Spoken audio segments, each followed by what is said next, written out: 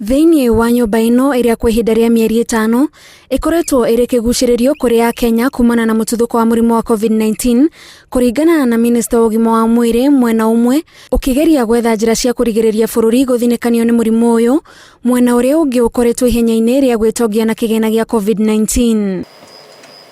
Arĩ mbere ya kamĩtĩ ya mbunge ĩgiĩ ũgima wa mwĩrĩ, Minista Mutahi augĩte ona gũtuĩka nĩwe warĩ wa mbere kugĩrĩria maabitha arĩa matũire maiyaga mbeca cia mũingĩ ministry-inĩ ĩno, rĩu nĩwe wambĩtwo mũtharaba-inĩ kũheana anja ya kĩrĩa gĩkoretwo gĩgĩthiĩ na mbere kuo. We ourselves I invited investigative agencies into the ministry because of concern regarding some of the activities that were going on. We can account with our laboratories. We are able to tell you these are the reagents we got from Jack Ma. This is how the reagents have been used. Ungumania rũhonge-inĩ rwa ũgũri na wendia wa ndawa KEMSA nĩguo ũhiũhĩtie ndereti gĩikaro-inĩ gĩkĩ, Minista na mwandĩki mũkaru ministry-inĩ ĩno makiuga matihutanĩtie na maũndũ marĩa mathiaga na mbere KEMSA. Yes, have you given KEMSA too much responsibility that they might not be in a position to handle?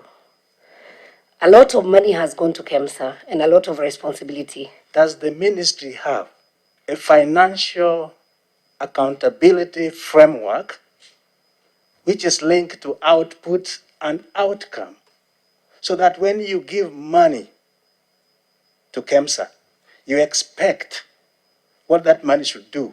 The investigation within KEMSA is by the EACC, and they are the ones who are conducting investigations and making recommendations thereof.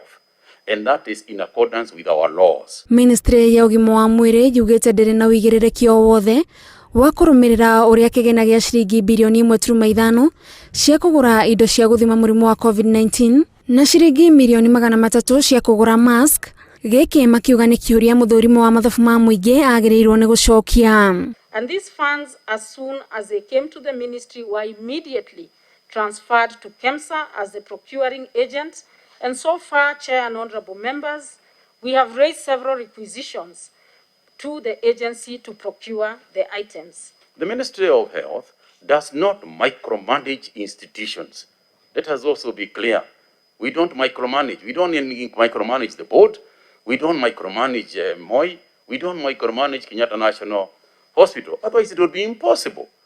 And it would beat the very purpose for the creation of those institutions and the sagas that they are. Ona gũtuĩka Mutahi nĩ ekorete hatĩka-inĩ nĩ ũndũ wa kĩrĩa amemba kamĩtĩ ĩno maugĩte nĩ kwaga gũcokia ciũria, arĩ ta mũnene wa rũhonge rũrũ, macokio kinyi kũringana na Mutahi marĩ na honge cia ũthuthuria iria itigĩirwo wĩra ũcio. Was it for you to raise the issue of saying that the audit lies squarely with Treasury and Senate? It's like you are running away from the problem. Today, issues that are being raised today, they are not being raised directed to Treasury. They are being directed to the Ministry of Health, where you are the senior person. The technical aspect of auditing and arriving at a report for Parliament, at a report for the Senate, is effectively the Auditor General. And you cannot steal the responsibility of the Auditor General under the guise of responsibility in other works in the ministry. So I hope it is clear. I am not escaping at all. Ministry ĩno yugĩte nĩ yamũkĩrĩte kĩgĩna gĩa ciringi birioni 5 iria yatũmire kũrĩ kaunti ciothe, iria yongereire atĩ nĩ wĩra wa o kaunti gũtigĩrĩra nĩ ciahũthĩra mbeca ici kũringana na mabataro ma kaunti meharĩrĩria-inĩ ma kũhũrana na mũrimũ wa COVID-19. Ngĩribotera Inooro TV, njĩtagwo Gathoni Wanjihia.